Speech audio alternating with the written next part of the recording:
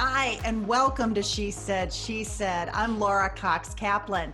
If you're new to this podcast and to these conversations, this is a conversation with, about, and for women, where I talk to women about their journeys, about their struggles, about what they've learned, and how we can learn from their stories. It's really all about paying it forward, what they know that can help the rest of us. Maybe it will be an idea that they have or something that they're working on that sparks an idea in you. Maybe it's some way or some tool that they're using to solve a problem that you hadn't considered and that you can deploy in your own life. Many instances in which these conversations are having a remarkable impact on people. So I'm really grateful for all of you who are listening and to all of our amazing guests. Today is no exception. I'm joined by two amazing women, Mary Morgan Ketchel and her mother, Senator Marsha Blackburn from the great state of Tennessee. The two of them together have penned a children's book called Camilla Can Vote. They're commemorating the 100th anniversary of women getting the right to vote. And this book, which is historic fiction, is an account of the role that their great state of Tennessee played in seeing that achievement through. It's an amazing story of grit, resilience, and determination. And I'm excited to talk to both women about what this story has meant to them and also what it's meant to work together on a project like this. So with that, ladies, welcome to She Said, She Said. Well, thank you. Thank you. I'm delighted to join you. Mary Morgan, as I understand it, the original idea for the book was actually yours. What was it about this story that really inspired you to put pen to paper or fingers to keyboard and actually commemorate this story in this way? That's right, Laura. I knew the story growing up, and it was really personal to me because I got to vote for my mother, in her series of firsts. And on election day, I was just beaming with pride when she was elected to the United States Senate. And when we were planning her swearing in activities, we included a tea and an afternoon event where we could have families that were coming from Tennessee and really from all over to join us. And so in that, we decided to give a little nod to the suffragists, and afternoon tea was something that they held dear, and a lot of their business was done over afternoon tea. And so we felt that that was a great opportunity to highlight the year that would be approaching in 2020. The 100th anniversary of the suffrage centennial is coming right up, the 18th. So we planned this tea, and we had an historian telling the story of the day that the vote was won.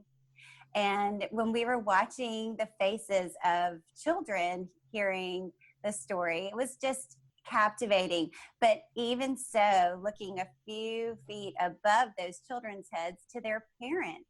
And I was realizing that many of my friends had not heard the story in its entirety. Right.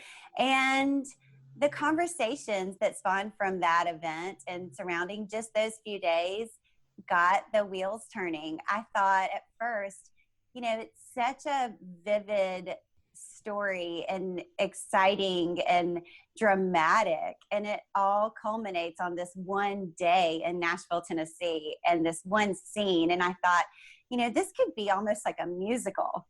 And then to me, a children's book, we started to look at what it would be like if we were to illustrate this scene. And the publisher paired us with an incredible illustrator, and he really brought that to light. So bringing the excitement to the day that the vote was won through Camilla Can Vote has been such a joy. But yeah, it was just watching the children receive that message and watching their faces.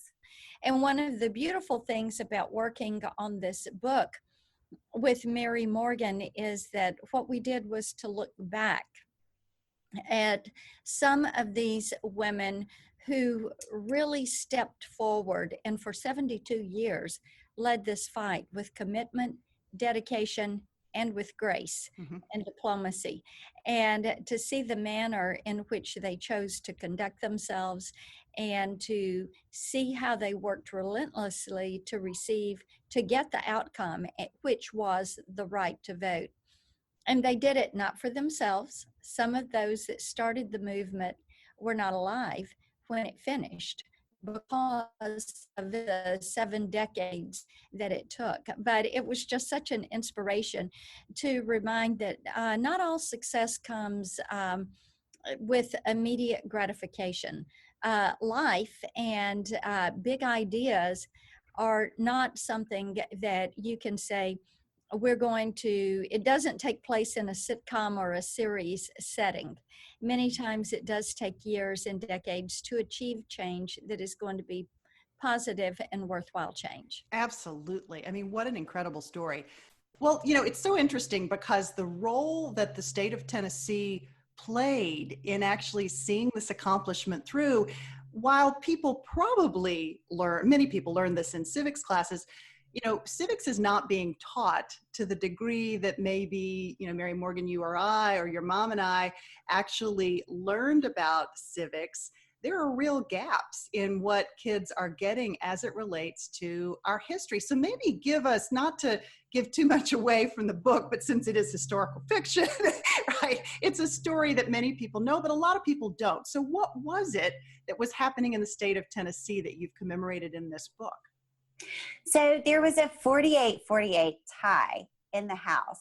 And you have to remember that the suffragists had done this in 35 states. Here we are in Tennessee, the 36 states. So they've gone through the process of lobbying and succeeding already in 35 states. Tennessee was the last one. And I love the idea of them coming down from New York on the train into Union Station, as the leadership of the suffragists did, and all of the groups that had met all over the state of Tennessee gathered, and everyone came to the Hermitage Hotel. Mm-hmm. And in the lobby there, it's known to have been called the War of the Roses, because if you wore a red rose, you were an anti, and if you wore a yellow, then you were pro-suffragist.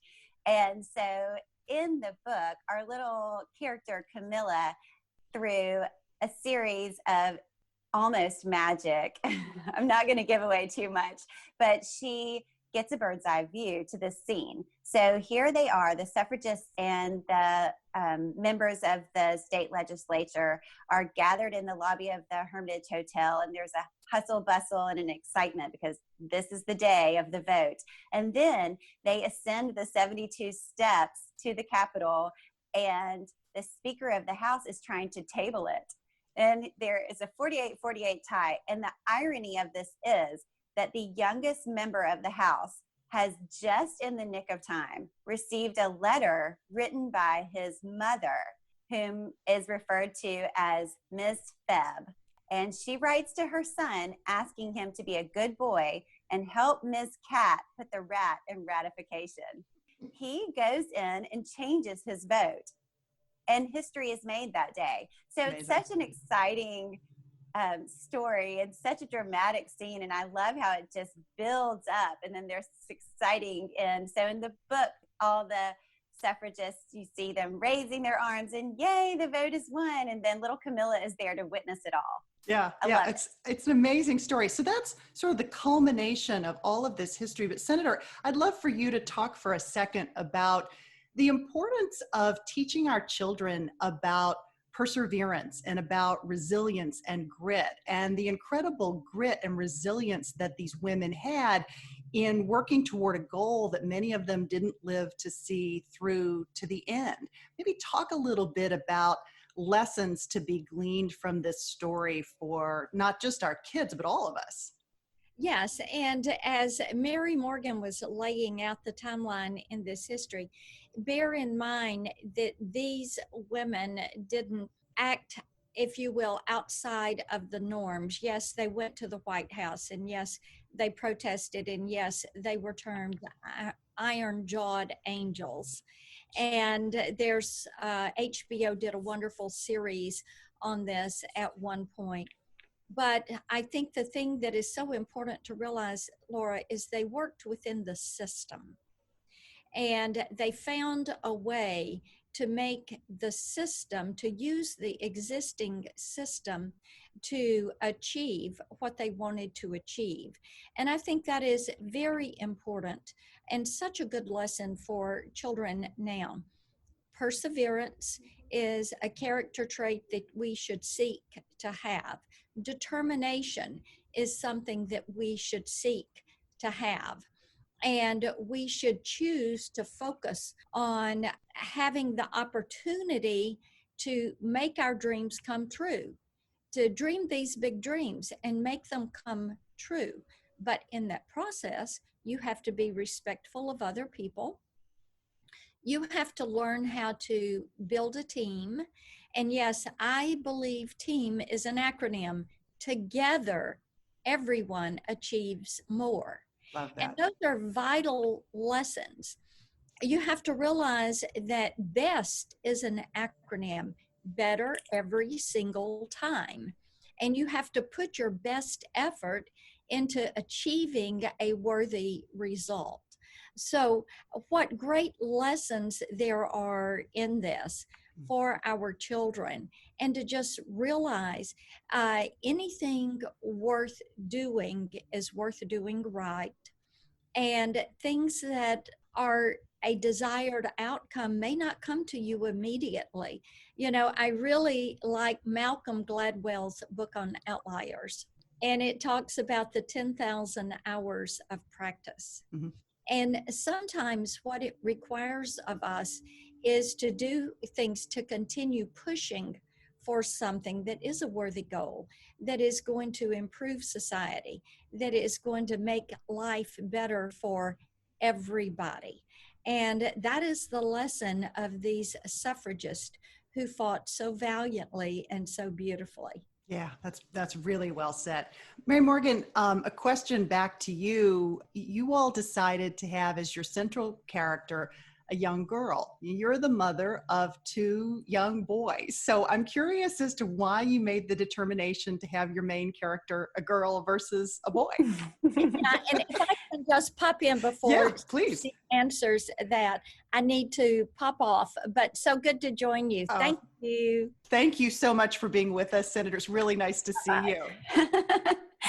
Bye, Mom. And you heard with those acronyms, I love it, but you're getting a little bit of a taste of what it was to be raised by such an incredible woman, the encouragement that she offers and her acronyms and her. Yeah. Well, and now that she's left us, we can talk about what it was really like to work with your mom. No, I'm kidding. So talk to me a little bit about the editorial process and how you decided on Camilla versus Cam or something along those lines. That's right. Well, you're right. I do have two boys, and my boys are huge readers, and they're still in elementary school, but they have amassed a giant library of books, and it's something that they are proud of. And I had noticed during these years, and especially as they've gotten to a higher level of reading, that many of the children's series about history, historical fiction, are written for boys. Mm-hmm. And they write the boys into the stories, and the boys feel a connection to the story. And I love unicorns and I love fairy dust, but I felt like it was time to write girls into the story. So I decided to go about this in the way of connecting a young girl to these moments in history, to female trailblazers. Camilla Can Vote highlights Susan B. Anthony and Elizabeth Cady Stanton and Carrie Chapman Catt. But if Camilla can vote, what else can Camilla do? Right. Camilla can run for office. Camilla can be a senator. Camilla could run for president. Camilla could be the president. Sure. So to me, it was an opportunity to get in there for girls and help a young girl to connect to a trailblazing woman or trailblazing women in history and find their message in that and inspiration in that. And also, I love how Mom pointed out that these women, many of them did not live to see their goal achieved, but they looked at it as being part of something greater than themselves. And I think that's an incredible message, especially in this day and age, to lay out to a young girl that you are part of something to be proud of when you set your goals and when you join a team and you lay your goals out there. And it might not happen overnight. It takes grit, it takes practice, it takes perseverance. And to me, this is an excellent display of all of those qualities and of that sort of thing for a young girl. Mm-hmm. Absolutely. So you're a first-time author, as I understand it. I mean, you're a writer, but this is your first book, correct? That's so right. How daunting was that prospect? Was it a little bit intimidating to tackle this particular project, or how did you think about it? Was it so compelling that you were just like, I have to do this? I really got a feeling of inspiration about it, and it all seemed to fall into place. I mean, I had a few days where I started to write the first book, and then came the second, then came the third, then came the fourth. It just followed one after the other. It seemed to me to be an obvious chain of events for our little Camilla. And funny you asked about the name and why not Cam. And I have two boys, and as a girl from the South, I had all these family names in my back pocket, and Camilla was my girl name. And so if I ever was to name a little girl and a little girl character in this way, Camilla she would be. But I also loved the Camilla Can, the CC. And as I'm thinking about, future books, Camilla Can, it just, I love the way that goes together, and it just sounds exciting to me. And inspiring. Absolutely. Absolutely. So I hinted at this a second ago, but I'd love for you to talk a little bit about working with your mom on a project. You're not the first duo that I've had on the podcast to talk about working together as a partnership with a relative, a sister, a mom. But I'd love to know how you all work together, and how did you work through any differences of opinion, perhaps, and things like that? Well, it was pretty smooth sailing from start to finish. And in fact, this has not been a project that has been a long-term thing. I mean, I wrote the book in a few days, and we're a mother-daughter that are constantly in contact and, texting her and calling her and popping in between meetings. Mom, how does this sound? And what do you think here? And one thing that was great that she offered was the historical perspective, and she kind of fact checked for me in ways as well. I was writing the story, and I was writing the character and kind of bringing it to life. And I'm a creative type, and I love history. Yeah. But she had so much more to offer there, and an insight into the relationships between these women that worked together for 72 years. And I love how Susan B. Anthony and Elizabeth Cady Stanton were really girlfriends. Yeah. I mean, they were a tag team, and Susan B. Anthony went out on the stump while Elizabeth did a lot of the writing of her speeches and the research and a lot of the work that she had started from years before. But she stayed home with her family, and I loved how they kind of played off of each other in that way. And I think that my mom and I have a relationship that serves us both well. We both have our strengths, we both have our talents, and it's not a lot of push and pull. It's more, a combined effort, and it's fun to work with her. And I've done it before, and I'll do it again. Yeah. Talk a bit about, because she is, you referenced this a couple of minutes ago, she was the first female elected to the House of Representatives from Tennessee. And of course, she's the first female senator from the state of Tennessee as well. Talk about what those firsts with your own mom have meant for you as you think about your own life and the impact that you can have. Oh my goodness. Well, the example that has offered, not only in my life, but in that of my children, is just incredible. And when I was in high school and college, she was serving in the state Senate. And I would organize groups of girls, and we would go knock on doors, and we would hold campaign signs and work at the polls and be there for the excitement of election nights. And then in Congress, she was running every 2 years. Right. So in fact, I was working on her campaign in Congress, and a lot of my friends were joining the effort. And it was just so exciting to feel like we had a great team and a lot of momentum for our goals and all of that. And then her swearing in to Congress for the first time in 2003, January 2003, was a really wonderful family celebration. And that's right, she was the first woman who had won the seat in her own right. So it really was a moment to be recognized, and that of historical significance for the state of Tennessee. Mm-hmm. And then she served several terms in Congress, and those goals that she set for herself, she continued to achieve time after time, just breaking through the glass ceiling time after time. And we were so proud to watch all of that with her. And then when she ran for the Senate, it was the most exciting election night I think I have ever attended. And just for it to be my own mother, Mm-hmm. I mean, I was just very proud. Yeah, Mm-hmm. yeah, it's terrific. She is probably the best example that I can say I have for that second bite at an apple. You know, she entered the political arena as I was going to college. She had always been involved as a volunteer up to that point, but she was a mom and she had a small business. But as far as putting her hat in the ring, it wasn't until that point. And so I like to think, as you're saying about women pivoting, Mm-hmm. you know, she had that moment where she was able to pivot and move in a different direction. And it is so inspiring to me. That is such an inspiring story. You've watched her up close and personal. Politics is a tough, tough business, no matter which side of the aisle that you're on.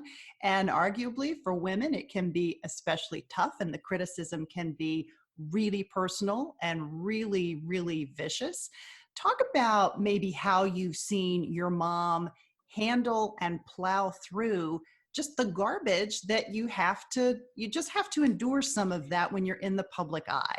That's right. I love to watch a split screen when she is on TV, and the way that she composes herself when someone is losing their mind. I love to As watch they often do. I love to watch the manner in which she patiently waits for her moment to speak and deliberately answers a question and relates to the person on the other side of the camera with common sense, with dignity, and with exact information. And I'm proud of that. And I hear time and time again from my friends who are, you know, news watchers and listening to her on the radio, and they're like, oh, I love it. There she goes again. She gets her point across. She's very well versed. She's very well read. She's a student. She studies. She reads the legislation. You know, she's there for the markups. She's incredibly detail oriented and diligent in that way. And she surrounds herself with excellent staff, and she holds them to high standards. And those things are evident in the way that she is able to lead. And I love watching her when she's inspired on certain legislation and she's working really hard and she has a great team surrounding her. And then I love watching her as she campaigns. She is really an inspired speaker. She's got that enthusiasm that I think relates. And she's a people person, and she's a mother and a grandmother first. Mm-hmm. And I think that comes across. Yeah, it absolutely does. Well, you know, I see a lot of her in you as her daughter. And I'm curious as to whether you've ever considered potentially seeking elected office. I have not. And we all have our strengths, and I'm not sure that is my path. And right now, as you know, I'm in the hairs of raising elementary school age boys. Right. And I have loved being part of creative projects. I do love a campaign, but I don't see myself as the candidate. Maybe not right now. We'll keep in touch with you. Let's talk a little bit about, you know, some of the other things, you know, one of the issues, and I'm sorry that we lost your mom before I got a chance to talk to her a little bit about this, but one of the big goals that she has been very passionate about is getting more women elected, encouraging more women to run. What about the impact of this story and books like this as it relates to that goal as well? She drives around in a pickup truck with a license plate that is a vanity plate that says VOTE. To put it lightly, the lady is obsessed with voting. And just to inspire women to enter the process, I think has been a goal of hers. And I should say she's not obsessed. It's a mantra to her. Vote, get out there and vote. Take it seriously. This is an opportunity. This is a right that women fought for decades to achieve. And we should not take that lightly. It is our responsibility. To children and to a young girl that would be reading the book, the idea that this has not been around that long. Right. We talk about, there's a little takeaway at the end of the book for Camilla as the character, and she's sitting on the bus on the way back to school, and she can't imagine a world where women like Miss Travis, her teacher, Wendy, the tour guide, and her mother didn't have the right to vote. But it hasn't been that long. And so it has to be just really appreciated that these women went through this process for 72 years to fight. And I think that there's that moment when she gets this feeling of courage and she thinks, wow, this was amazing. And I got to experience this just in the time that she was in the exhibit at the museum. And I love that. Mm-hmm. And I think that's the message that we're trying to create and trying to send to a young girl that might be reading this book. It's a really great contribution, and the impact that you potentially have through stories like this is really, really very special. I guess maybe one final question. Was there anything that you learned through the course of this process that surprised you, or maybe something in particular that really resonated with you that maybe you hadn't expected? As I thought about writing the book, I did think about writing it for a little girl, but I noticed that when friends that have been involved in organizations in the community that help women come back to wholeness, that are encouraging them to rejoin society, the book is appropriate for adults. Mm-hmm. And it is being utilized in that way. And yes, it's a simplified message and it's illustrated beautifully and vividly, but it's a message for all American women, not just for children, not just for little girls. And in fact, it's for boys too, right. Because in the end, Harry T. Byrne made a huge difference that day on August 18th, 1920, when he marched up the stairs. He listened to his mother and went and changed his vote.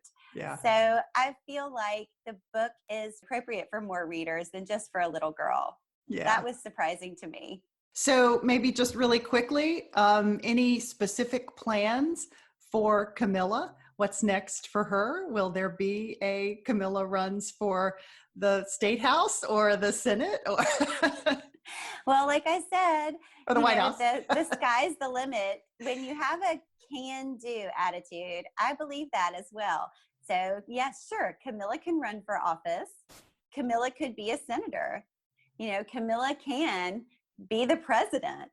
Really, the sky's the limit. And I would love to focus on female trailblazers throughout history and highlight some of their stories and help a young girl, young readers to connect to those stories and to connect to those inspiring people. Yeah. Well, I'm excited to have you come back and talk about Camilla's next adventure. It was such a pleasure. I really appreciate you and your amazing mom joining me this morning. Thank you so much, Laura. This has been so much fun, and it's so nice to get to meet you. Thank you. You too. I loved it. Thank you. To learn more about Mary Morgan Ketchel and her mom, Senator Marsha Blackburn, check out the show notes for this episode, episode 113. I'm so grateful to have all of you here with us, and I hope that you've taken away some important insights from not only the story that Mary Morgan and Senator Blackburn have told us today, but also their stories as well.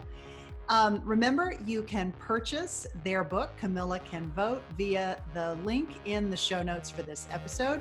And if you purchase via that link, She Said podcast gets a little bit of a benefit. Just pennies on the dollar, but every little bit helps. So we're very grateful to have you with us. I'd love to hear from you and know what you thought about this episode or any of our episodes. You can reach me at laura@lauracoxkaplan.net. Again, I'm grateful that you've chosen to spend your time with us. Hope you have a great day and take care.